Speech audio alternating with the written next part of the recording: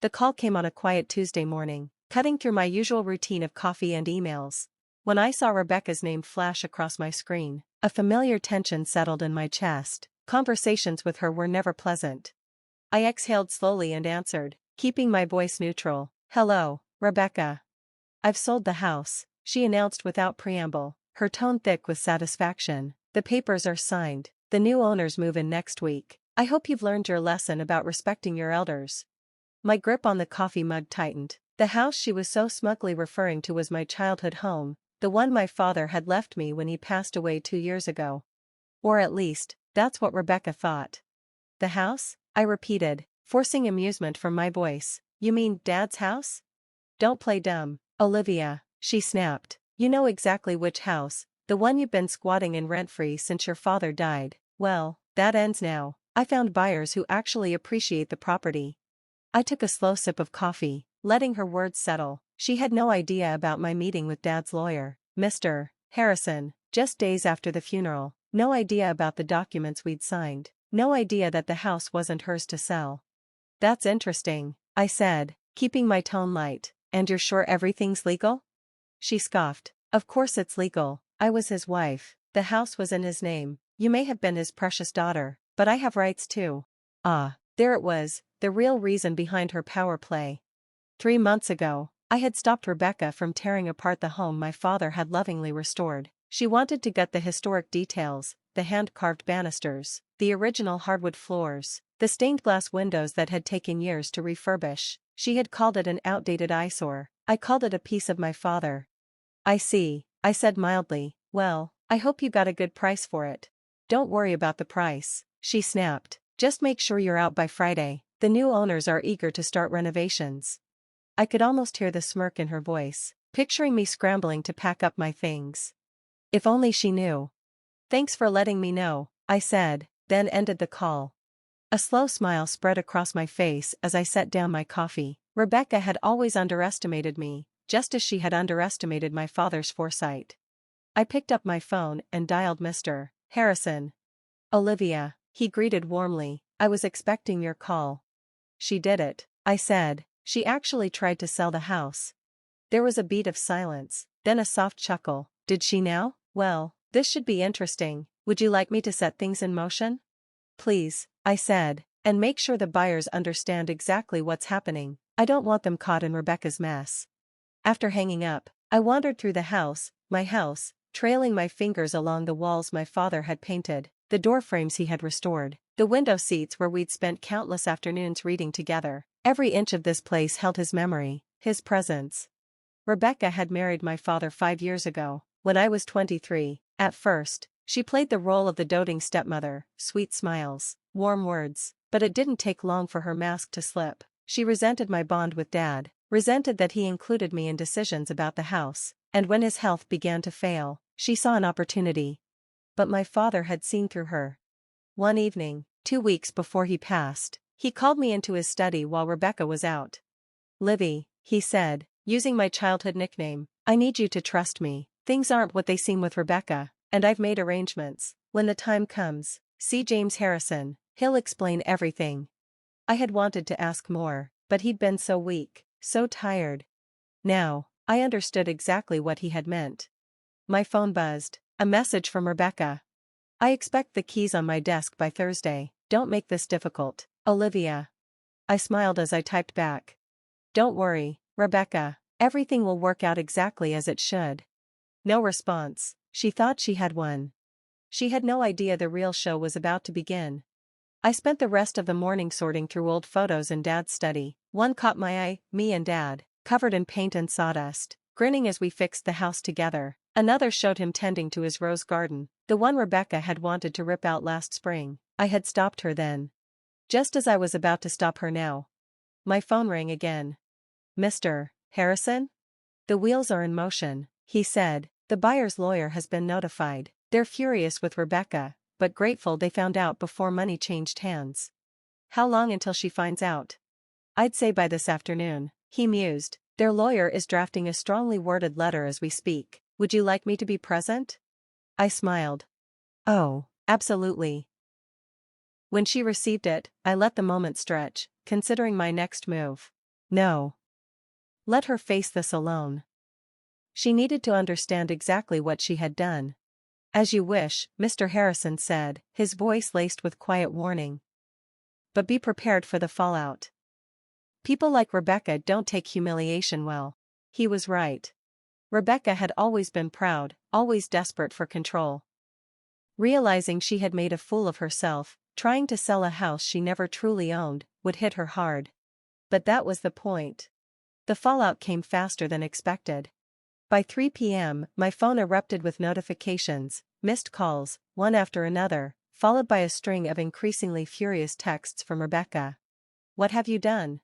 The last message was in all caps, her rage seeping through the screen. I was in the garden, seated among my father's roses, when I heard the screech of tires in the driveway. Moments later, Rebecca stormed out of her Mercedes, a crumpled letter clutched in her fist.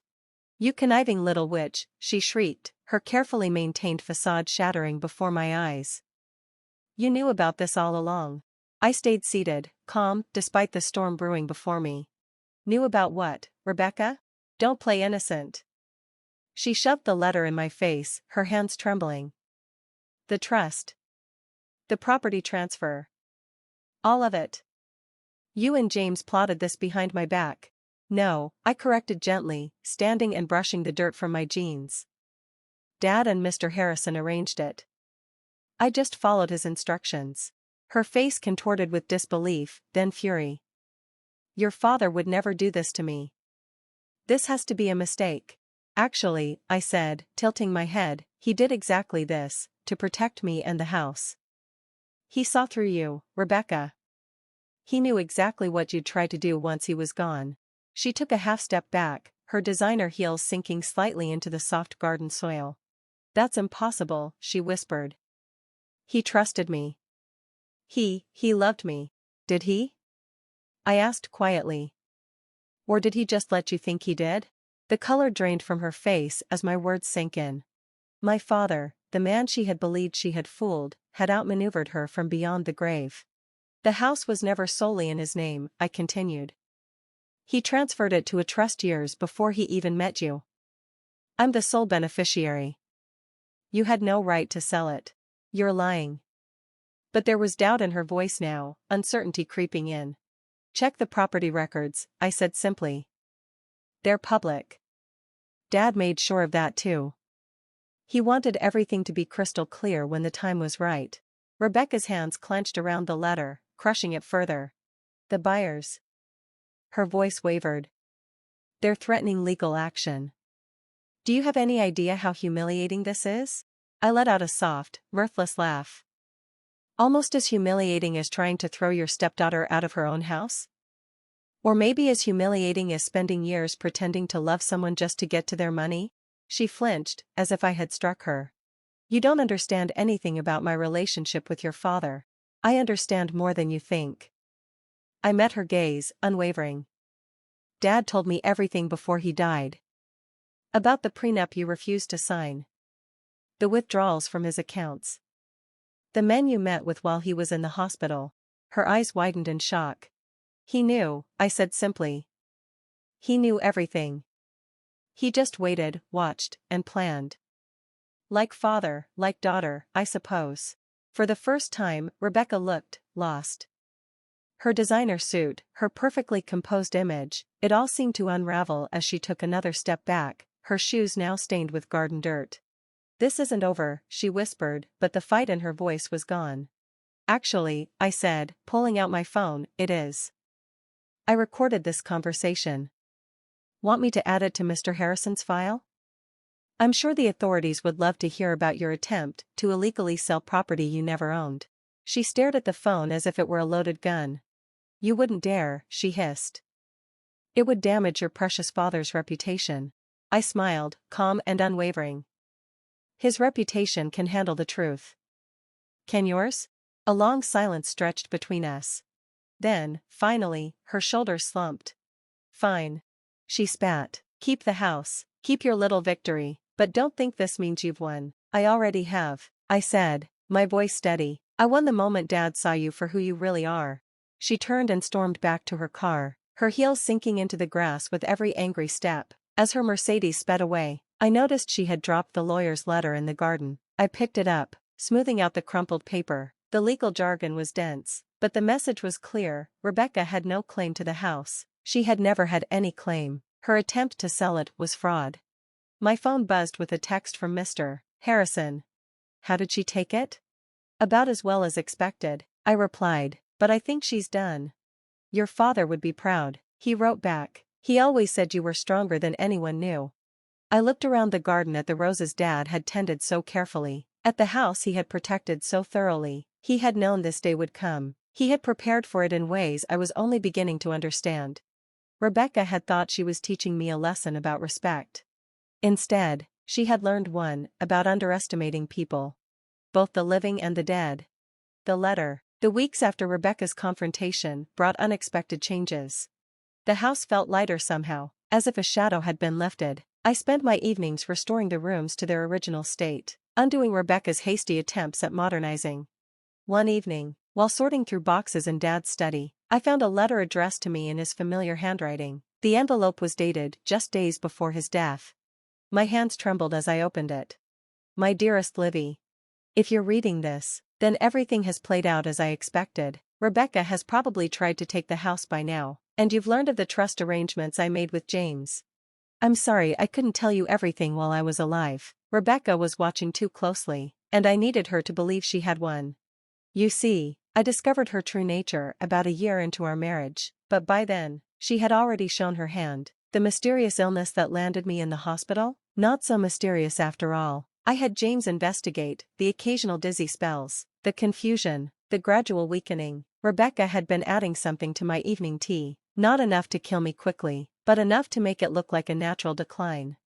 I played along, let her think she was succeeding. Meanwhile, I made arrangements to protect you and everything we built together. This house isn't just a building, Livy, it's our legacy, every repair and restoration, a memory we shared. I know it must have hurt, watching me seem to choose her over you those last few months. Please forgive me for that deception. I needed her to believe she had complete control so she wouldn't suspect what was coming. There's more you need to know. Check behind the loose brick in the study fireplace. I left something there for you. Remember, strength isn't always about confrontation. Sometimes it's about patience, about waiting for the right moment to act. I love you, my darling girl. Dad. I sat there, tears falling onto the letter. Everything made sense now. His distant behavior in those final months, the cryptic conversations, the way he had insisted on tea alone with Rebecca every evening. I walked over to the fireplace, easily finding the loose brick. Behind it was a small USB drive and another note. Show this to the police when you're ready. I plugged the drive into my laptop. The files contained damning evidence, hidden camera footage of Rebecca adding something to Dad's tea, secret meetings with men, and phone calls plotting her next steps after his death. He had documented everything. Shaking, I called Mr. Harrison. James, I said when he answered, I found Dad's letter, and the drive. He was quiet for a moment. Are you ready to take the next step? I hesitated. The evidence was airtight: attempted murder, fraud, conspiracy. Rebecca wasn't just going to lose her social standing, she was facing serious criminal charges. Not yet, I decided. Let's keep it as insurance for now. Knowing we have it is enough. Your father said you'd say that, he replied, his voice warm with approval. He always said you had his sense of strategy. The final move. The next morning, a large envelope arrived from Rebecca's lawyer. Inside was a formal document relinquishing any claims to the house or my father's estate, accompanied by a brief note. You win, Olivia. I'm leaving the state. Don't worry about hearing from me again. Just keep what you know to yourself. She'd found the cameras. Of course, she had. She'd likely been searching the house for anything incriminating after our confrontation. The evidence on the drive was merely backup. The threat of its existence was enough to force her hand. I stood in Dad's study, surrounded by the life we'd built together, and felt a deep sense of peace. He had protected me one last time.